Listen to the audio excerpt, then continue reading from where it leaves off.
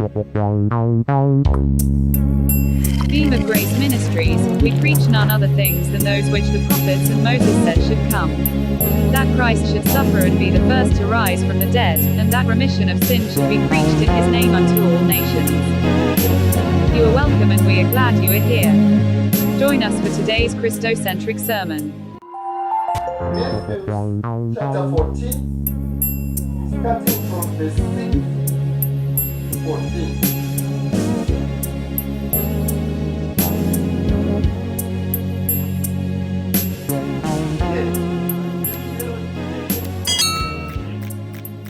Daughter of Herod danced before them and faced Herod. Herod mfumu wonse mumuzi wa Herod. Kulibe weti ngachite kupunza ati Herod mumuzi wa Herod. Ngati unaenda kwa ku church, wait my brother. Ngati unaenda kwa ku church. Ukamvera chabe kuti Herod umuziva. So now chifika hapa ni chakuti Herod anali na birthday. Aya ma birthday amene timachita aya.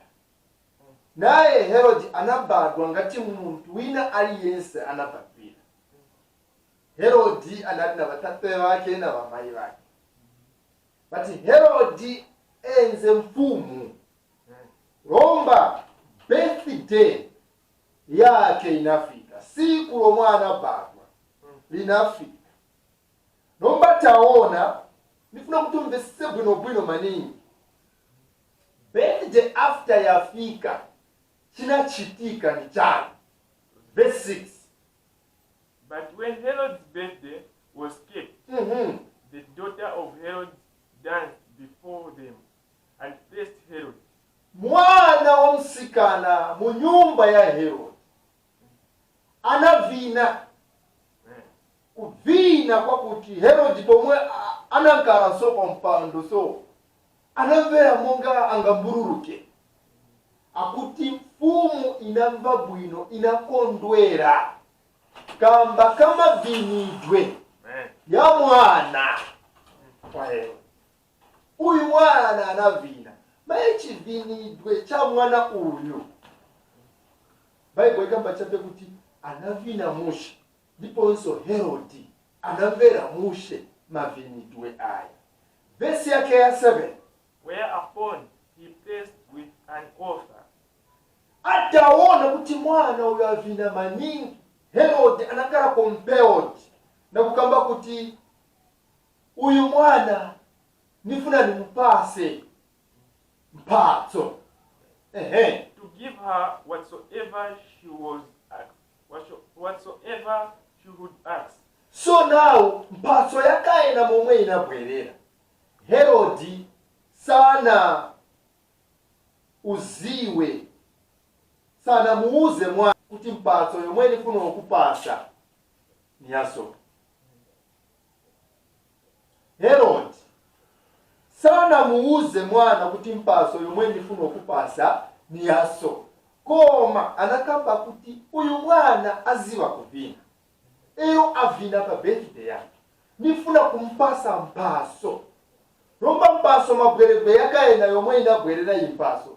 Inabwera mu mawu yakuti chiri chonse chomwe uzalata. Kapena kulankula. Kapena kusonta. Kapena kukamba chape kuti nifuna cha so. Consider it done. Niza kupasa. Let's go. Yes, verse 8.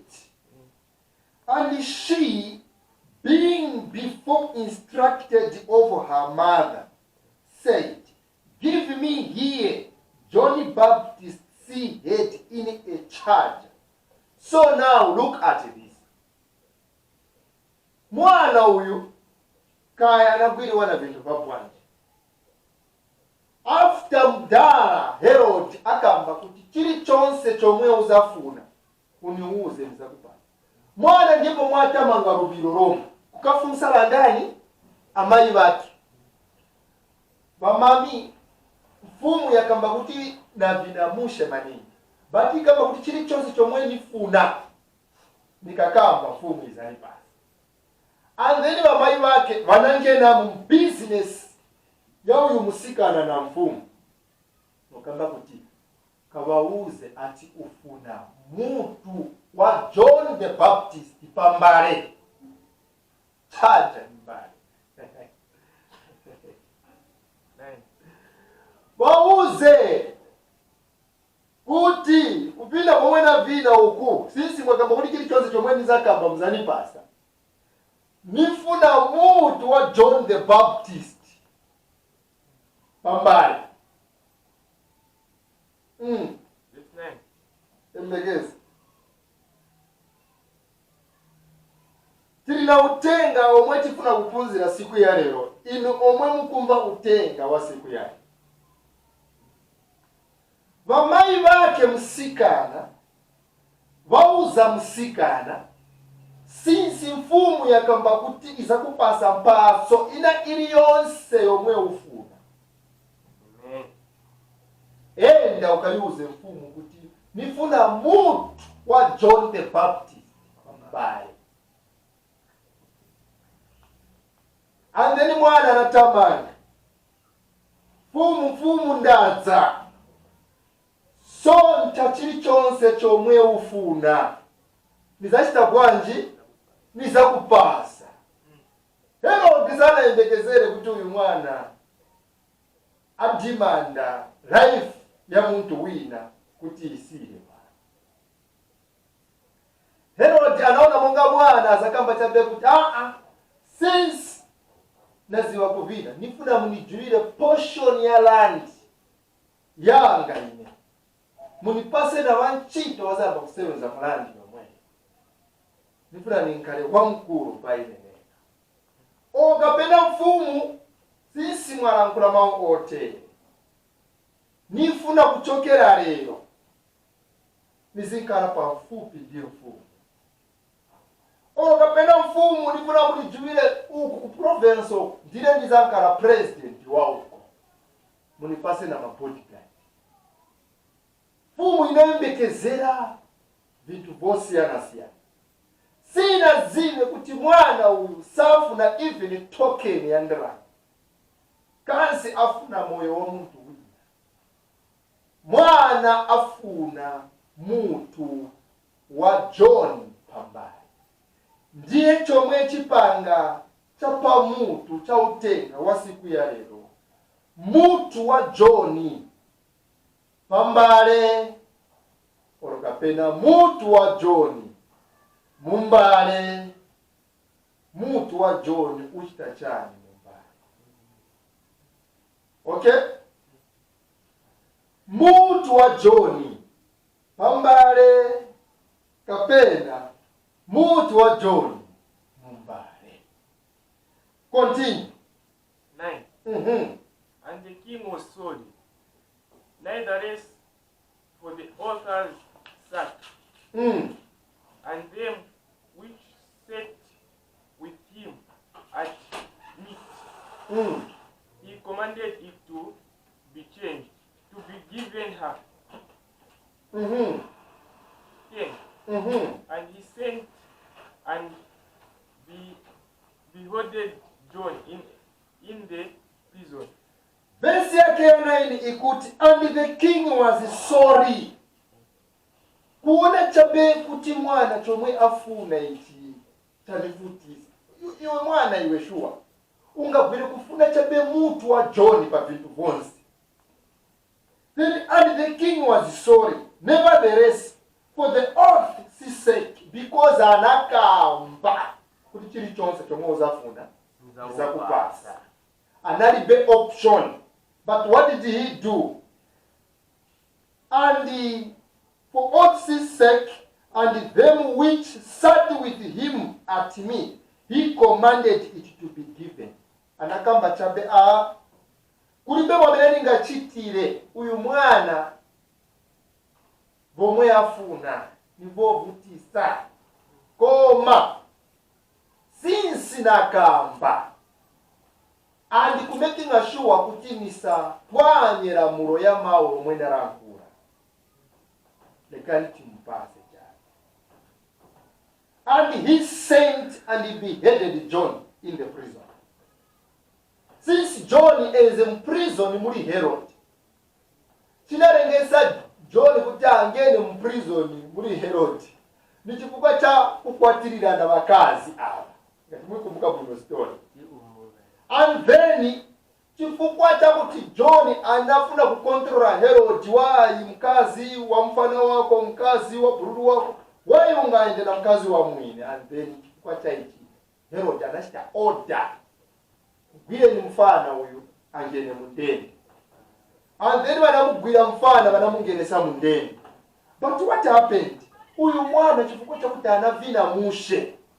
Uyu mwana chifukwa cha kuti mavinidwe yake analengesa mfumu kumva bwino. Anaenda kambati nipaseni mutu wa Herod pambali. Mfumu inambira kuyipa. But inalibe option because inazirangura. And then John vanamudura mutu. Vanamudura mutu John mundende ka na ufa akapambale mutu. And then napendo ukapasa msikana. Msikana atenga mutu na kuenda na kunyumba. Kuli bamai wake. Umandu uja mutu omene mwakamba wa John. Niu. Bamai wake pamoja nao na mutu wanaziwa kuti John ashikabwanje. Amwali. Nifuna opunsa chani siku ya lero pa utenga wabwi. Verse 11. And his head was brought in a charge and given to the damsel, and she brought it to her mother. And his disciples came and took up the body and buried it, and went and told Jesus. When Jesus heard of it, he departed thence by ship into a desert place apart, and when the people had heard thereof, they followed him on foot out of the cities. John amudura mutu Yesu akwera kudai. John anabwerera chani pasikora pale. Apamani tenti kamya so that tisirize utenga chiposo tikoma. Chinalengesa John kubwera pasikora pansi mchana.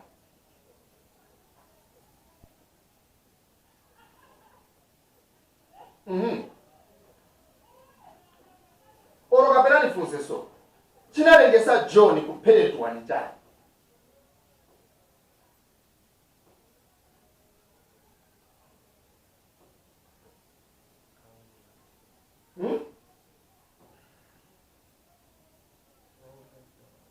Come on. Tienti kambe pa, utenga siwa Yowani.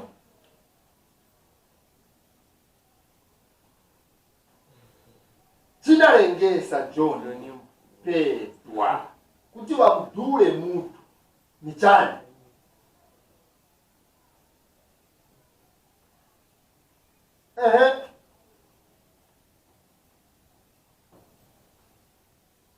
So munu zatisiziwa.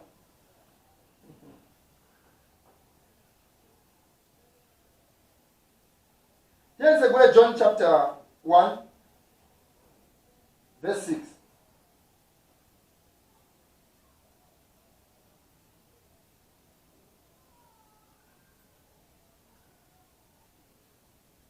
Chinalengesa John kubwera ni chani. John chapter 1 verse 6. Bible ikamba kwani. There was a man sent from God. Whose name was John. There was a man sent from God whose name was John. Chinalengesa John kubwera pazikora pansi mchana. Anatumiwa na Mulungu ati ndiye verse vikamba kali. Kuti John adze aonekere pazikora pansi. Chinamuleta ni chani. Chinalengesa bwe. John chapter 1 verse 6. There was a man sent from God whose name was John. John wabwera bwanji natumiwa. Ndana anakutuma Mulungu. Sinabwere chake. Tandauza kuti chinalengesa John kubwera kuti zaonekere kubantu paziko lapansi. Anatumiwa. Anatumiwa na ndani? Anatumiwa na Mulungu. Romba onani chimaliziro cha John mwamene chili. Chimaliziro cha John adulidwa mutu na Herod. Funso yanga ni yakuti kudulidwa mutu kwa Herod, kwa John na Herod, kuna kondolesa Mulungu olo kapena sikuna kondolesa Mulungu?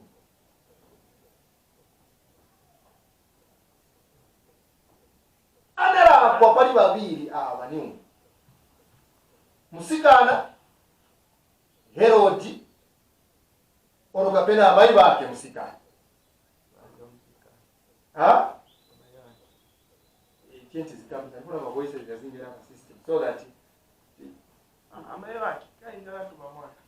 amaiba ndio tumamwana mwana poziba kuvina bwino, meaning eze wa mkuu kwa vile Bible kama oti damsel ni msikana mwana ndiye analako kana na wambiri na ni yazi wa viro ni muntu mkuu chimwana.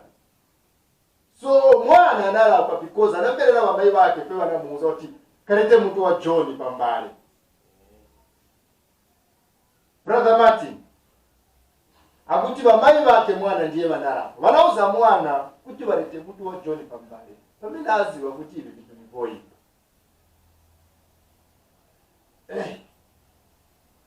Unapunzira chani siku yale. Kambiza timve.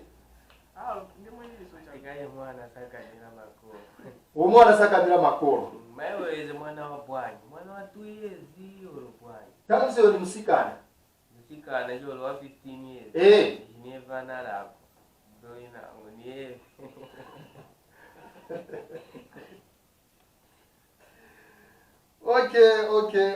Okay.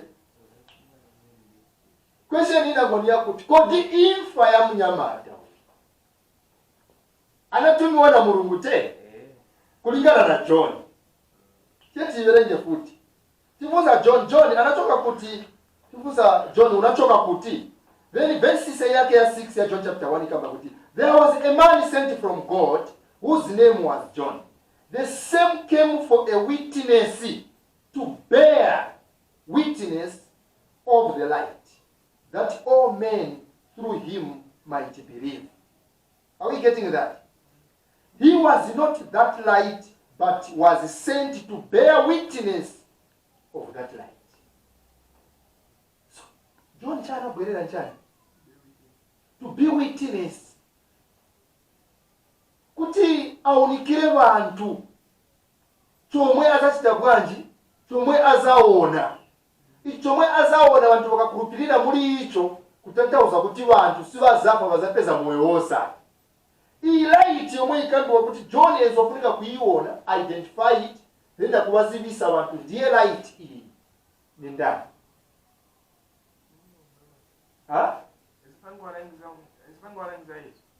Very good. John the Baptist was busy baptizing people, but his mission, why Mulungu anamutuma? Mulungu anamutuma kuti uyende light ikabwera ubaonese bantu kuti ndiye light kurupirira ni mwaji hiyo. So tiona kuti mission ya John ili na expiring date. John komwe uyenda light ikafika ubaonese bantu light. Ukabaonesa bantu light basi. Mission ya John yatabwa. Chirengeza John kufa ni chani.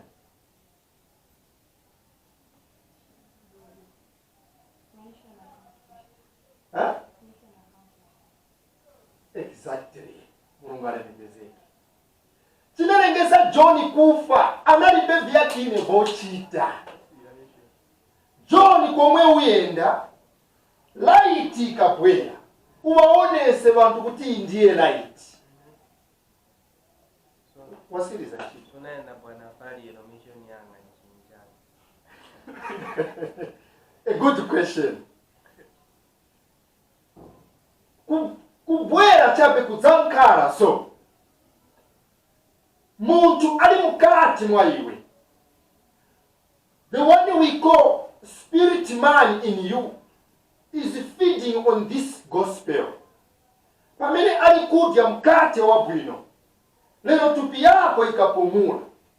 Muntu ali mukatumo apezeka agwira chipulumuso chipulumutso chiti light yomwe John anaza kudzadzisa vanhu kuti ndiye light. So kuziva chabe kuti chinapayisa John sikuvina bwino kwa mkashano. Chinapayisa John sikuti analakwira Herod. Chinapayisa John sikuti vanali ma enemies na uyu mukazi uyu. Chinapayisa John mission yomwana tumiona Mulungu tazachita nasi. Enda panja ukambe mazibusa vena mumwe varalikirira nkani ya John. Siwaza kuuza kuti chinapayisa John mission accomplished. No. Vaza kuuza chinapayisa John ni akamukazi ya. Be careful na wakazi mwa wafana. Vaza kupayisa ni kuipa. Be careful na wandani? Wakazi. Vaza itabwa? Chinapayisa John ni chani? Wakazi. My question is, ukalandira utenga hotel kodi wapurumuka uyenda na wrong information. Ukaenda na wrong information usova. Chilimonga muntu afika pano afunsa kuti American Embassy report. Ero wamuza kuti ukachoka tababa. Utentemoke so zakapeza ka Jempo Road. Ero ubile taxi paja. Uyenda uzafika pa Pimpa Mall. Ukafika pa Pimpa Mall uzapeza bapunda chongwe ukwele basi yenda kuchongwe. Ero ukaenda ukaenda soka chepa market kwa mimi. Kodaza fika pa American Embassy. American Embassy likuti pastors are sent to utter the deep things of God. Mulungu amarankula so. Pamene alankula Mulungu, then ma pastors wazivisa vantu kuti choona ndiki. So lero tikakara tikaona chote, but zona munyamata natumiwa kwa John chapter 1 verse 6 to 8. Ero mission yake enzea kuti wantu waonese Yesu. Anawaonesa Yesu, ni mwamene tizaverenga tipaone pomwe anaonesa Yesu. Osa iwara kuti John ndiye anakamba kuti behold the Lamb of God which takes away the sin of the world. Anataka kukamba ndani. So peo wanapea kama hold on, taonani. Kosa ya Mulungu. Yomwe itenga uchimo pazikora pansi. John akuuza kuti ni amene ndani. John alina mission yomwe anabwera. Let's continue reading. Tiyeverenge kwa Matthew chapter 11. Siriza manyamani utenga watu mwaufupi. Nifuna kile tu kugamba pafupi. Tikasiriza tikaukwanya chape so. Tasiriza nshingu. Nikukombo. Tazima mission inabwera ndani. Matthew chapter 11. Yes. Chapter 11 verse yake ya 13. Verse yake ya 13 kuti bwana. For all the prophets and the law prophesied until who? John. All the prophets and what? Law prophesied until who? John. Meaning, my prophets, tikakamba na Moses, ati? Very good. My prophets, na law, kansiro na Eve is a prophet, who's it? Because the Bible comes about all the prophets and the law prophesied about who? Prophesied until John. The law was prophesying. Prophesying about who? Jesus. Prophets Isaiah, Ezekiel, Mwezota prophesy about Jesus. But you prophesied until who? John. John, there is wachimaliziro. Ukambeleka pakuti all the prophets and the law prophesied until John. John ndiye alina maki. Guys, munanenera pati konse. Lero ndine ninenera pano kasi. Okay, kutandauza kuti ukaona ma prophets vanenera za Yesu, meaning bezonenera about grace. Are we together? Very good. Ukaona law nayo inenera until John, inenera about what? Grace. But law is law. Prophets are prophets. But these things were combined into who? John. John anatenga chiramulo so. atenga baneneri bose bakwana muri iye. Aba bantu bakwana muri Jona walopa pamoja na maprofeti. Bafunika kuonesa abantu light ikafika. Ndiye mission ya John, si amen? Very good. Verse 14 ikuti bwana. Verse 14 ikuti, and if ye will receive it, this alliance which was for to come. Spirit ya Elia or Elijah. Is a prophet chizivaga. But muzimu wa uja prophet futu unakwenda pale ndani. That's why I come all the prophets. But game ili hapa ni hapo tilamulo na baneneri bonse bakwana muri John. Now, let's see what Galatians tells us about Galatians chapter 3. Verse 24 and 23 and 24. Galatians. Takamba kuti mafundinakwa na muri John. But the main point yeti funo pesa ni yakuti. Tapeza kudara answer inango yakuti. Mission accomplished. Sinarengesa John kitabu kanji kupendwa. So Galatians chapter 3 verse 23. Ikuti. But before faith came, we were kept under what? Under the law. Shut up unto the faith which should afterwards be revealed. Hey, before grace came, we were kept under the law. Tenze mchilamuro. So takamba mchilamuro ichi chinachenzo otisunga ise chinabwera chapakimwa muri ndani muri John. My prophets nao babwira bapakimwa muri ndani muri John. Kutandauza kuti ivi vintu vibiri vikangena muri John. Yes, akande kufika. We are now being kept under who? John. Law ili muri John. Grace, my prophets yali muri John. Tatembeza all these prophecies yali muri John. So now, verse yake ya 24. Ikamba kuti, wherefore the law was our schoolmaster to bring us unto Christ, that we might be justified by faith. The law was our schoolmaster. Chichewa chikamba kutila mulo anali na mkungwi watu mpunzisi otipunzisi. So law is otipunzisa chani. Yesu otipunzisa don't worry Yesu azakabwe. Don't worry Yesu azakabwe. That's why John akamba kuti prophesied until John. John was showing us the light. So now, verse 25. But after that faith is come, we are no longer under a schoolmaster. This verse is very dangerous. Now that faith has come, we are no longer who? Under the schoolmaster. What is the schoolmaster? The law. Now that faith has come, we are no longer under what? Koditiziwa kuti John enze na disciples. Sizi. John enze na wafunzira wake wenzo mkongo. That's why you want at time Yesu achosa apunzi sabena ngo wapunzira kuja. Bamufunza uyu aruku nayo uko ashitava mbele tikitakono. Then Yesu anakoro yanga kuka wanazoni shikiri pamoja. John enze na disciples. Yesu enze na disciples. Na usoka yomwe iliko ni John mission yako niyo onesa bantu chani light. So light anaiona bwandi John enze kumana abadiza abantu. I baptize you. John chapter 1. Let's go back there. John chapter 1 verse 29. John chapter 1 verse 29.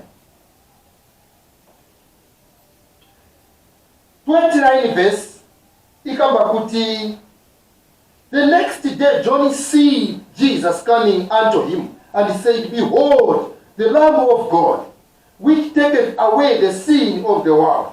This is he of whom I said, after me cometh a man which is preferred before me, for he was before me.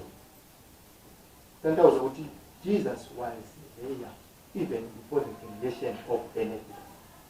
My beloved, and I knew him not, but that he should be made manifest to Israel. Therefore am I come baptizing with water. And John bare record saying, I saw the Spirit descending from heaven like a dove, and it abode upon him. John anasema kwa nini ndiye right? Pe anabadiza Yesu. Then John atitira umboni. I saw the Spirit of the Lord like a dove, and it abode on him. The Spirit of God abode on who? Jesus. Because this is what John was supposed to testify before people. Ndiye vomwe anatumiwa kuti azachita bwanji, azachite ku bantu. Anatumiwa na ndani? Na Mulungu. So John ukamuona kama kuti indetu namuona ni wamene uyo omwachosa uchimo maziko lapa. Indetu pachibadiziro chake naona mzimu waza ngati nkunda kuzankala wamapewa pali. Kanda wazati ndiye light, ndiye omwatenga uchimo maziko lapasi, omwe Mulungu analkulakula. John kwa mwana ona hizi ezo kuliko chitabwa.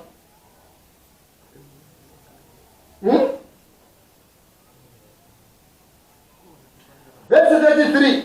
And I knew him not, but he that sent me to baptize with water. John is saying, I knew him not. Are you getting it? Are you getting that? Verse 33. And I knew him not, but he that sent me to baptize with water. Anakutuma John kuzabatiza na manzi ndani. Ni Mungu ati? The same said unto me, upon whom thou shalt see the Spirit descending and remaining on him, the same is he which baptizeth with the Holy Spirit. Ezo kamba mawa ya kuli John ndani. John sumu ziwa mndweni kamba kutabwe. Ndiacho sa uchimo mzikula basa tasini mziwa. Then John kamba di, wameno janani chuma tini zabadiza na manzi. Wamweni badiza na manzi. Then iyo wameno niza badiza mzimu kankarapa iye. Ndiye abadiza na mzimu oye. So John anaona kutia Afrika uyo. John anacha testify mjira zambi. I am not worthy to stoop down and untie his sandals, because he is great. John anamuona Yesu. Vantu anabauza kuti ndiye. John ezofuna kuchita bwanji. After yasiya kani. Kupera walangiza zinu. Mission yake itabwanji yasiya. But after mission yasiya, John anapitiriza kubadiza. Kodi tizi wainga? Tizi wade? That's why uona my disciples wali na Yesu. Wanamba kumufunza Yesu, ive uchita pano. Wina nguseru kufuta achi. So Yesu anaziwa kuti kuli munyamata ali na lo mukati mwa Eve. Kuli munyamata ali na prophecies ya prophets wakudala mukati mwa Eve. Akali kuchita bwanji, akali kupunzisa abantu. Vantu azawapunzisa chani. Mukati muli Eve ni mozara chani na chani. Ni mozara lo na prophecies ya kudala yaja. Manje prophecies yezo kamba pali ndani. Lo yezo kamba pali ndani. Yesu apera te. Yesu apunzisa vantu. Kasi ma disciples we apunzisa. Vasesi mupunzisi. Pano utipunzisa ye. Pati kuseru kuliveva chita veva chita vipara nakona vamene utabwani uchita kuno veni Yesu akamba kuti ukaona so tiri pamoja. Okay, John ayendongena mukani zavene Herodi asika mukazi wa Herodi unapoka mukazi wa mwini iwe ni murando umona panga. Then Herodi anashita order mgwire John mundeni. Why John aenda mundeni? Pamena akamba chilungamo. Because John mukati mwa iye mweze mozala lo na vineneri vavaneneri vanali kunenera kugwera kwa Yesu. Manje Yesu abwera John kodi afunika kupitiriza kulalikira. John ezofunika pomwe anaona kuti ndi uyu omwe tinali kuyembekezera bose kuti afike. Anali kufunika kuyamba kukonka ndani? Konka Yesu. Because tonse omwe tezoyembekezera tabwanje. But John sana konke. John anayamba kupunzisa. Then the disciples waziwa kuti tipunzira kuno winango wapunzisa kusema. Yesu uli winango. Yesu akamba kuti don't worry tili wonse ingatachi taipo. And then short time John angena mundende. Choona chomwana kapa kuti kutenga mkazi wa mungu komwe wachita nikoyipa. Kazi sinali kuziva kuti ukaona John akamba maokotere kuli mfumu kuti kutenga mkazi wa mwine chomwe wachita nichoyipa. Mkazi mukachisi tiziva tonse kuti ni church. Simwamene mu Bible. Mkazi ata represent church. That's why Jesus is the groom and his church is the bride.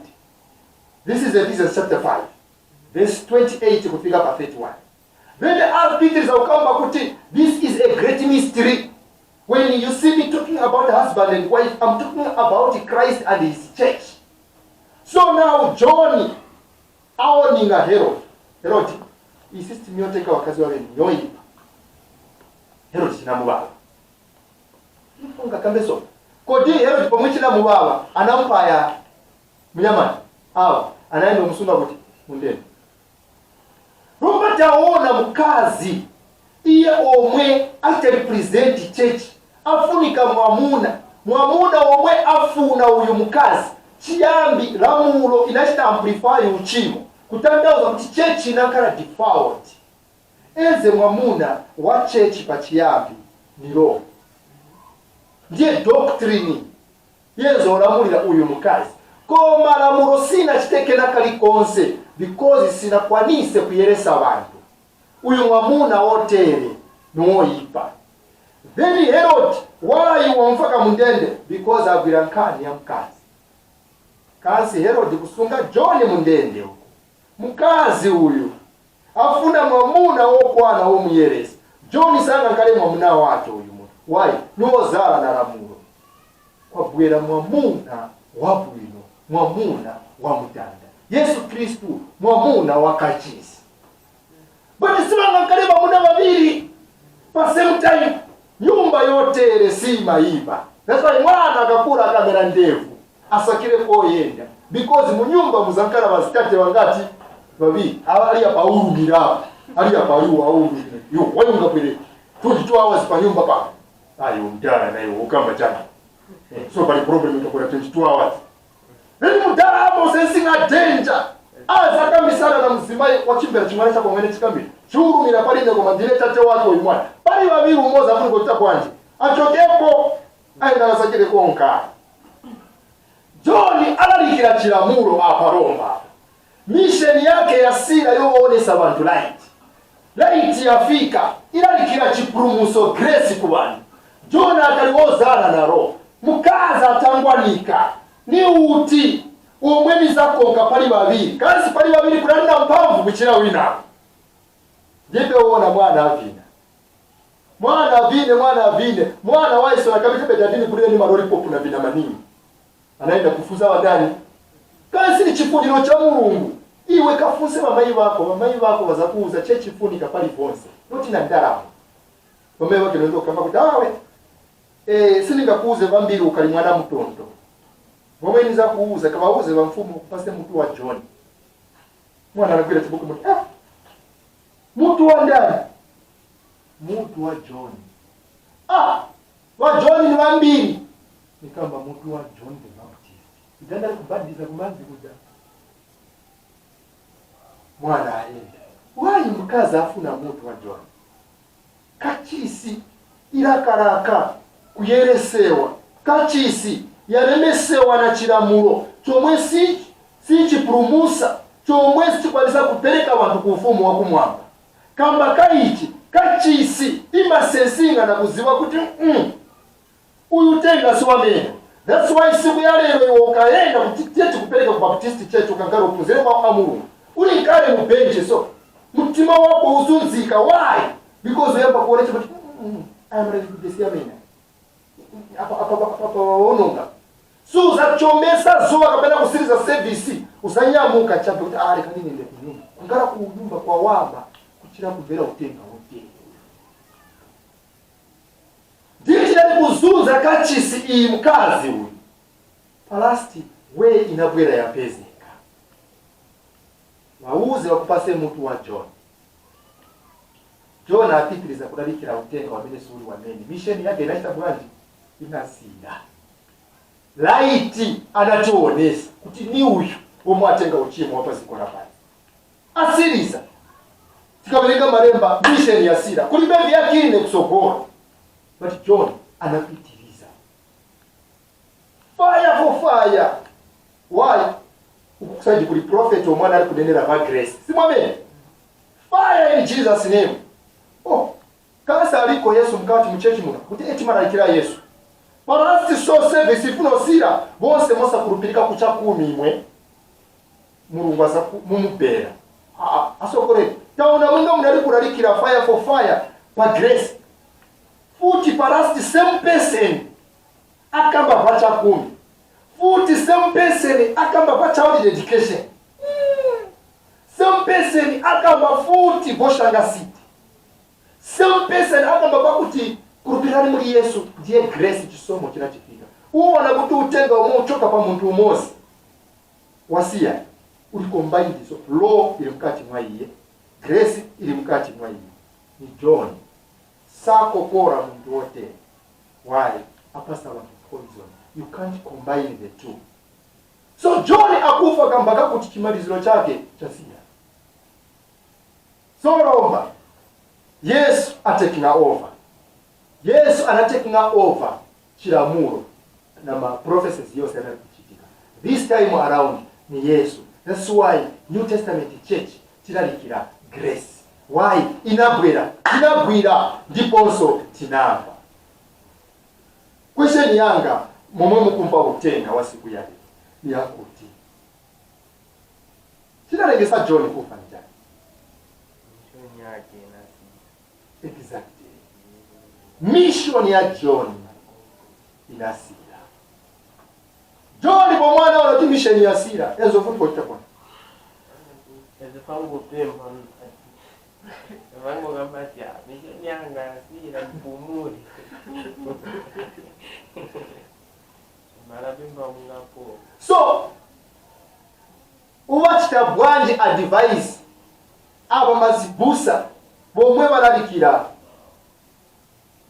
John analozala law na maprofesa ya maprofesa chifukwa cha kutimisha ni asira akufa ali na utenga uli contaminated because muri vintu vivili kati mliye law abaonesa abantu Yesu kubaonesa abantu Yesu alalikira grace moment kuonesa abantu grace nuyu omwe achosa uchimo bazikora pasi ulalikira grace ndio ukasiriza mwakuona kusaiti osa iwana Moses benzo kama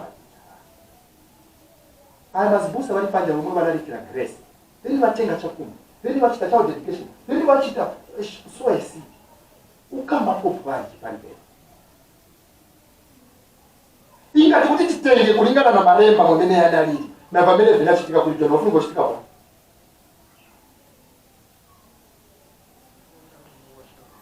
Abuli kwenda ku moto simwamene. Why wafulika kwenda ku moto? Because balibe cholalikira. Mukati mwa iwo nimozala chilamuro ndiponso bachita combine na grace. wapanga porridge ya poison. Yesu pomwana amba kuti John ali mudendo munamumvera chate ujana kwera kuchita witness by tieni fire tikamuchoza. Yesu alandira utenga kuti iwe John iwe uja mundu anakubadiza uja vamutura muntu kuli Herod. Then Yesu atabai anaenda kuti akuta naye achoka na msiti mujaende aenda ku desert huko amba kulalikira utenga vantu vapewa namba kuti ali huku wanachoka kunyumba huku kwamene vanalili na msiti mlima lilo ya John kukonga ndani wali vatawa msiti mwamene mwadulidwa muntu anawaonesa Yesu wakonka Yesu siyani wokufa washikani ukaona abantu wakarukara ku maliro ya John bali yazo ndiye bafunika kudulidwa mitu wamenya because ni wokufa sibaona kuti charengeza kudulidwa John mutu ni chani sibazi na bevani sibazi that's why ni wokufa. That's why uona Europa jape angela katika mkazi kana kama tarita 10 kamsika na dzuka anakamba kuti mumwe mulira chake so kuno sai mulira misozi mulira chani so Yesu anaona kuti awa bose watulosha bwali ngokufa tena nabauza timo wokufa but mienda kakareni panje tena anangena mukati na opozera wake wa ndani batatu John, Peter na James imwe ma disciples venangwe imwe mwasala imwe nkalani panja pali abo bantu bamene napisha benzolira mu why bakale panja because among the disciples also wakamvankani ya infa benzo imbeke kuti uyu kufa sawa kuziba zamuona ndaka zamuusha so chifukwa cha icho naye ndimo wokufa mukalipe kuuka karani nao wamene bali yapanya hili mu nyumba angena na wangati batatu ndipo mwe agwira msikana iyo msikana umwe wakulira awa ndiye wokufa iwe wenzo wagona kocha that's why ndiye mawe yake omwe akamba Yesu akapita akamba usalira agona chape azauka kana saka kama kuja azauka ni prophecy alankula pacha atita declare pacha kutuka una mtu ali na chigonero cha soichi azauka.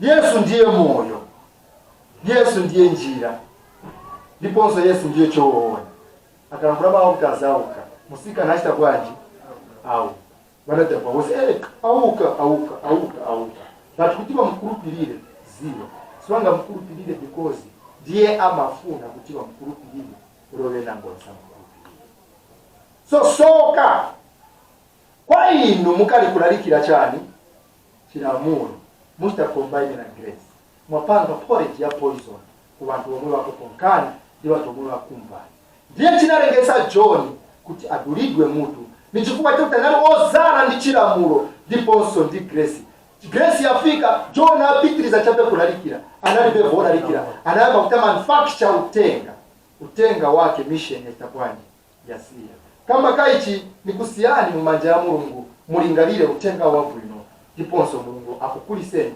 pakumuziba.